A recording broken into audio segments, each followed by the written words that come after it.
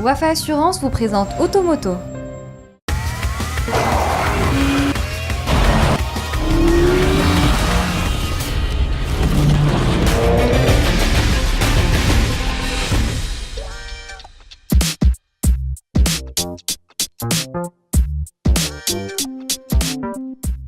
Bonjour à toutes et à tous, bienvenue sur Automoto. Aujourd'hui, nous allons prendre en main l'Alfa Romeo Stelvio dans sa déclinaison sportive, le Quadrifoglio Verde. Tel que vous le voyez, il porte le logo mythique de la marque italienne. C'est la déclinaison qui a marqué l'histoire de la marque depuis 1923, date de la création de cette déclinaison. A raflé pas mal de championnats du monde, notamment pendant les années 50. Elle a aussi remporté la Targa Florio pendant les années 70. Essai que nous allons réaliser sur les hauteurs de la montagne Jebel Jaïs, située au nord des Émirats Arabes Unis. Bien sûr, sur les routes qui sont vraiment escarpées, ce qui permettra de donner ou bien de tirer toute la quintessence du moteur V6 biturbo qui développe 510 chevaux. Et ça, c'est vraiment phénoménal.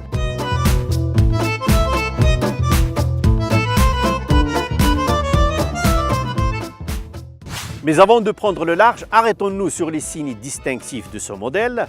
On constate de prime abord l'apparition d'une lame aérodynamique sur la partie basse du bouclier, mais aussi des jantes spécifiques qui laissent entrevoir des étriers rouges qui pincent des disques en carbone céramique. Ceci témoigne de la capacité de freinage aérodynamique de l'engin.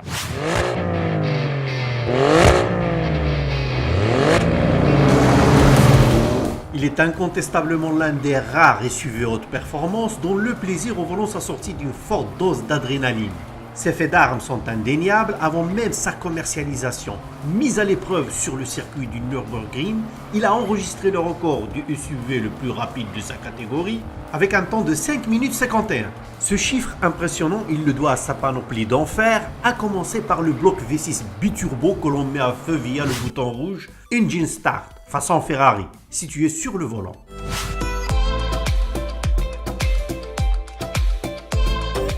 Mais le Stelvio sait se faire discret quand il le faut, un SUV sportif oui, mais utilisable au quotidien. Comme on peut le constater ici, sur ces images tournées en plein cœur de Dubaï.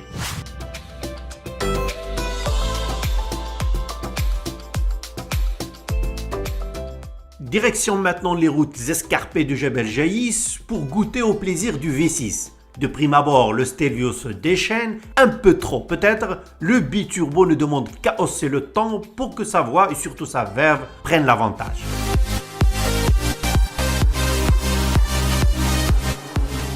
Avec les palettes au volant, les rapports de la boîte auto à 8 vitesses se passent à la volée. Et il est même possible de régler la rapidité des passages des rapports, le temps de réponse du turbo ainsi que d'autres caractéristiques techniques grâce au bouton DNA. En plus des 3 modes classiques de conduite, la version Quadrifoglio ajoute la position Race pour circuit. Et bien sûr, l'activation du mode Race fait instantanément emballer le turbo dans une sonorité envoûtante. Ce qui permet de propulser le bolide de 0 à 100 km/h en 3 secondes 8, mais aussi d'atteindre la vitesse maximale de 283 km/h. Des performances somme toute exceptionnelles compte tenu de son embonpoint qui dépasse les 1800 kg sur la bascule. Ceci ne l'empêche pas d'aller narguer les baroudeurs sportifs les plus redoutables du marché, le Porsche Cayenne Turbo en tête. À titre comparatif, le Cayenne Turbo, malgré son tonitruant moteur V8 de presque 5 litres de cylindrée et 520 chevaux, fait à peine mieux côté performance en affichant une Vmax presque équivalente de 285 km/h.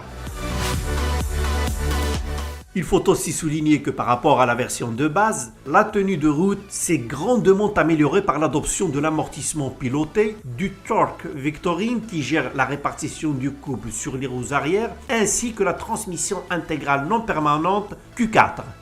Piloter le Stelvio Quadrifoglio dans les grandes courbes est un vrai régal. Il suffit de remettre les gaz à la sortie du virage et voilà le bolide qui repart en quart de tour dans un élan de motricité irréprochable. Si quelques déhanchés du train arrière peuvent parfois surgir à cause du caractère non permanent de la transmission intégrale, cela reste très appréciable.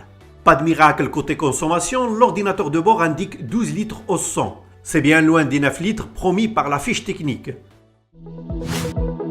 Côté financement, le Stelvio est plus proche de la cigale que de la fourmi avec un ticket d'entrée qui s'établit aux alentours de 900 000 dirhams. C'est le prix à payer pour accéder au club très prisé Quadrifoglio.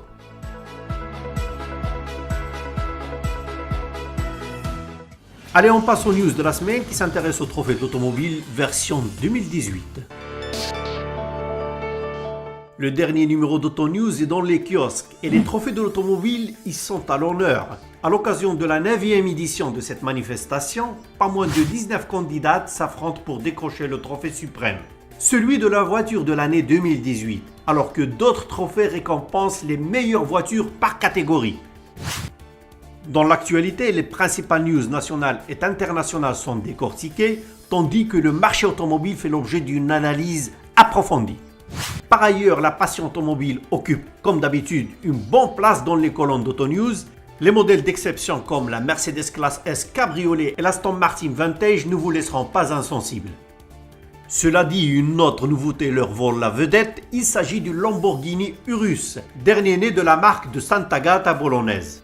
Dans le spécial moto dédié au salon de Milan, on découvre les deux roues les plus désirables du moment. Enfin, des radioscopies des secteurs de l'assurance et de la logistique vous permettront d'y voir plus clair dans ces deux domaines.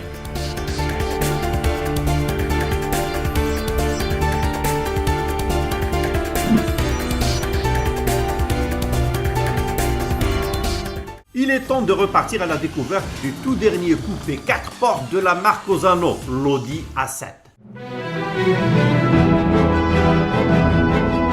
Le style dynamique dans la continuité de la précédente mouture marque néanmoins un certain renouvellement. Il faut tout de même avouer que cette deuxième génération reste fidèle à ses mensurations.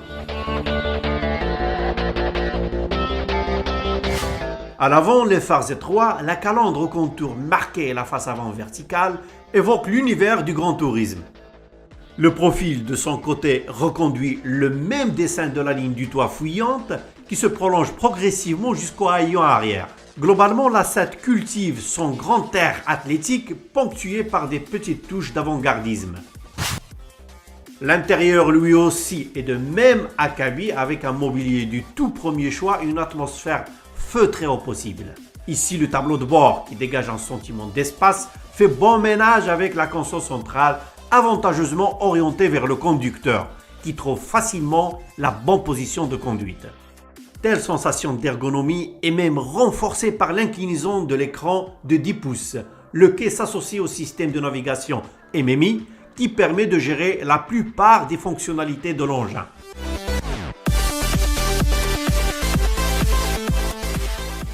Si le nouveau A7 partage avec sa grande sœur, l'A8, plusieurs organes mécaniques, il reste néanmoins un peu plus sélectif sur le plan de la motorisation. Au lancement, les acheteurs auront droit à un seul V6 3 litres essence fort de 340 chevaux, tandis que les fidèles du V8 diesel devront encore patienter un petit moment. Le nouveau-né de la marque d'Ingolstadt adopte quelques sophistications techniques, à l'image des roues arrière directrices optionnelles, mais aussi un réseau d'alimentation en courant électrique de 48 volts. Concrètement, cela signifie que la A7 se dote d'une sorte d'hybridation légère qui apporte 60 Nm supplémentaires grâce à l'association de l'alternodémarreur au moteur électrique. Résultat, l'agrément de conduite bénéficie d'un couple amélioré, tout comme la consommation dont les valeurs sont revues à la baisse. Autre sophistication, le nouveau Seigneur des Anneaux intègre 39 dispositifs d'assistance électronique disponibles à la clé. Voilà donc en quoi réside l'essentiel du renouvellement de l'Audi A7 dont la commercialisation interviendra en 2018. Automoto touche à sa fin, nous vous donnons rendez-vous la semaine prochaine.